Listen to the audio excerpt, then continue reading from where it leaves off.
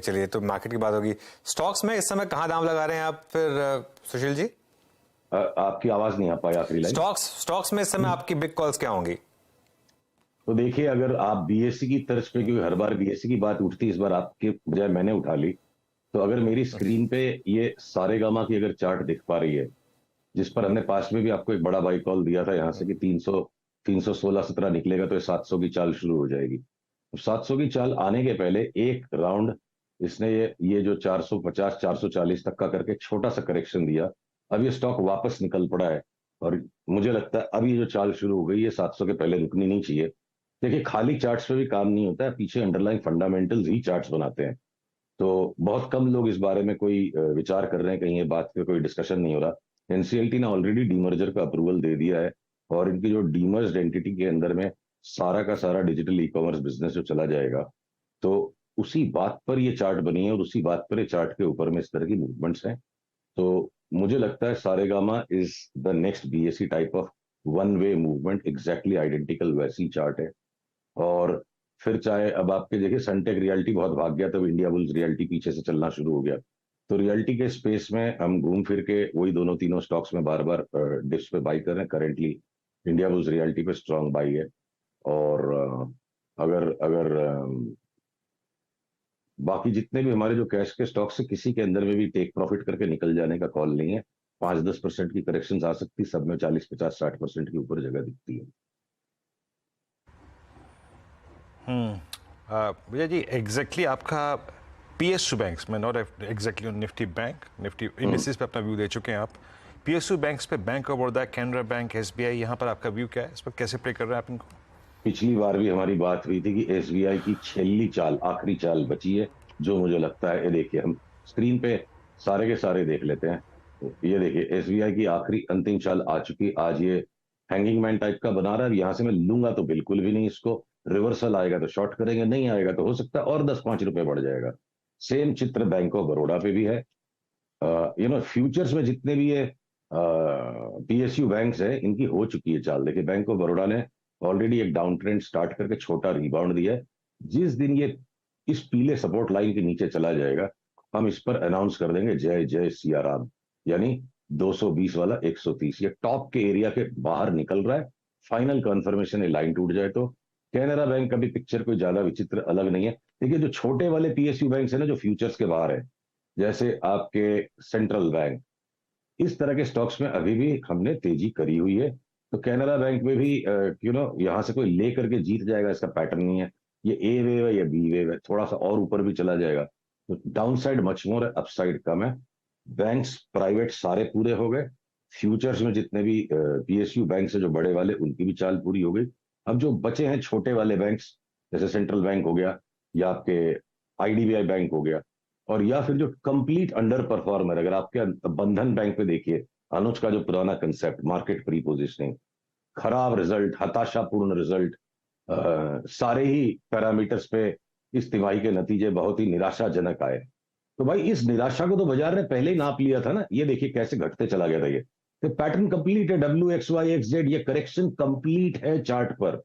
और ये 5 वे pattern up जो यहां से शुरू से निकला था, ये जता रहा है कि लॉन्ग टर्म बॉटम बंधन बैंक का होने के बाद अब इतने खराब रिजल्ट पे बंधन बैंक एक हायर बॉटम बना रहा है।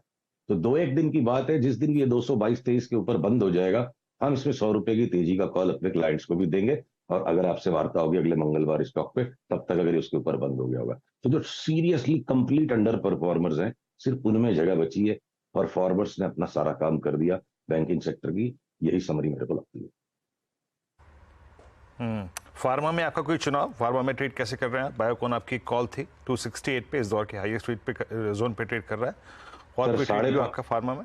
तो बायोकॉन में 550-600 का भाव आने तक हम उसका भाव नहीं देखेंगे। 10-20 रुपए की परवाह करेंगे। 300 रुपए की तेजी छूटेगी, लगेगा 1.5 साल। छोटे वाले शिल्पा मेडकेयर, बायोकॉन, ये जितने भी छोटे वाले सारे स्टॉक्स हैं फार्मा में, वो हम सब बरकरार रहेंगे। और लार्ज कैप्स, डॉक्टर रेड्डी, सन फार्मा, इनको जब जब इंडेक्स के साथ कोई सेल सिग्नल आएगा, या आपका इवन डीवीज लैब, इनको हम शॉर्ट सेलिंग में यूज करेंगे। लार्ज कैप्स को शॉर्ट सेल करेंगे और smaller and mid cap pharma stocks को हम दबोच के बैठे रहेंगे। अच्छा, आईटी में एक बड़ी तेजी शुरू हुई है पिछले कुछ दिनों में और खराब नंबर्स के बावजूद स्टॉक चल रहे हैं।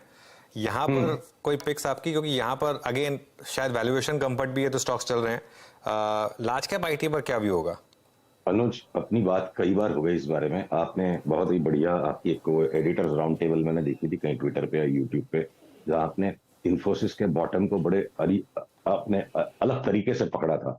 और उसके बाद से आपकी मेरी करीब करीब एक सहमति है कि कुछ भी हो जाए, बाकी किसी भी स्टॉक को हम बेच ले, हम आईटी के स्टॉक्स को नहीं बेचेंगे। हमारी इन्फोसिस में यहाँ पे भी बात हुई, यहाँ पे भी। तो अब ये जो इतना बड़ा फ्लेयर अप आ गया, आप देखो आरएसआई ओवरबॉट हो गया। जिगरा करके लेने का टाइम यहाँ पे था 1267 में, यहाँ लेकिन न कोई बहादुरी है न कोई समझदारी है। इनको हम टेक प्रॉफिट करने के लिए आप कोई भी अपनी ट्रेंड लाइन यूज कर लो, जो भी एक तरीका है। अपने एग्जिस्टिंग लॉन्ग्स को बचाना है, हर भाव पे लेते नहीं जाना है। और टेक प्रॉफिट हो भी जाएगा तो वापस हम पुल बैक में, मेरे को 1320 की इन्फोसिस में फॉर एग्जांपल मंदी नहीं लगती है। और अगर मेरी लिवरेज पोजीशन है तो मैं आज के लो के नीचे बंद हो जाएगा तो हम एक बार स्क्वायर ऑफ कर देंगे, बट पुल बैक में लेना है। वही पिक्चर टीसीएस का, वही पिक्चर विप्रो का है। विप्रो थोड़ा ज्यादा स्ट्रेच हो गया है, तो लार्ज कैप आईटीज को हमने बेचना ही नहीं है। जो है टेक प्रॉफिट करेंगे, फिर से नीचे घुस जाएगा। विप्रो में देखिए पूरा कंप्लीट पैटर्न हो गया, तो हो सकता है अगले करेक्शन में विप्रो 420-25 वाला एक बार 375-80 भी आ जाएगा। तो शॉर्ट करने का काम खतरनाक इसलिए है इनमें कि कोई शास्त्र में थोड़े लिखा है कि ये प्रोजेक्शन को, इस टारगेट को, स्टॉक को रिस्पेक्ट करना ही पड़ेगा। ये टारगेट एनालिस्ट का टारगेट है, जो दिन भर रॉन्ग होते रहते हैं, सारे लोग रॉन्ग होते हैं। तो टारगेट के हिसाब से आप शॉर्टवर्ड हर चीज को शॉर्ट नहीं कर सकते। बड़ी चाल है ऊपर में जिसका सूचक है कि ये 5 वेव पैटर्न बन गया। इस तरह के स्टॉक्स को लो, प्रॉफिट खाओ, साइड हट जाओ, फिर नीचे आएंगे दोबारा लो। इनको शॉर्ट्स नहीं कर सकते। तो आई मेंटेन कंटिन्यूअसली, आईटी को शॉर्ट करने का समय गया। ये कंप्लीट अंडर परफॉर्मर अब आगे का आउट परफॉर्मर है। और जो ऑटो और बैंक्स जो सीवियर आउट परफॉर्मर्स हैं, आगे पीछे साइकिल घूमेंगी, वो अंडर परफॉर्मर बनेंगे। ओके, अच्छा चलिए एक और लास्ट सवाल मेरी तरफ से, आईटीसी इस पर क्या व्यू होगा आप इस समय सुशील? देखिए, आईटीसी ने सबका धुआं निकलवा दिया है। पहले 200 के भाव में निकलवाया कि चलता ही नहीं था, मीन पे मीन बन गई। तो इसको देखिए, हम पहले दौर में, ऊपर चढ़ने के दौर में काफी हद तक अच्छे राइट हुए थे। और उसके बाद से जब भी इसको हमने बेच के लेने की ट्राई की है, इसमें हाथ सौदा बैठ नहीं रहा है। अभी भी ये देखिए, जो बहुत माइल्ड करेक्शन है। तो आईटीसी को क्या है कि यहाँ से बेच के सौदा फल नहीं रहा है और लेने की इस भाव में हिम्मत नहीं हो रही है। पर अगर किसी को प्योर भाव से ही काम करना है, चार्ट से ही काम करना है, तो अगर ये कल के हाई के ऊपर अगर निकल जाएगा तो आईटीसी फिर वापस एक न्यू ऑल टाइम हाई मारेगा। तो जो बिल्कुल इनोसेंट होके भाव का सौदा कर सकते हैं, आईटीसी में अभी बेच के कमाने का चार्ट और ऐसा रुख बना नहीं है। तो भाव के साथ चलना है, तो कल के हाई के ऊपर जाए तो वापस लीजिए। वापस हो सकता है 510-15 तक भी दिख जाए तो बड़ी बात नहीं। पर हम आईटीसी से दूर रहेंगे क्योंकि ये थोड़ा सा हमारे लिए डिफिकल्ट स्टॉक है। ओके सुशील, बहुत बहुत शुक्रिया जुड़ने के लिए आज हमारे साथ। अगले मंगलवार फिर बात करेंगे आपसे और हैव अ गुड डे। चलिए, ये बात हो गई सुशील केडिया।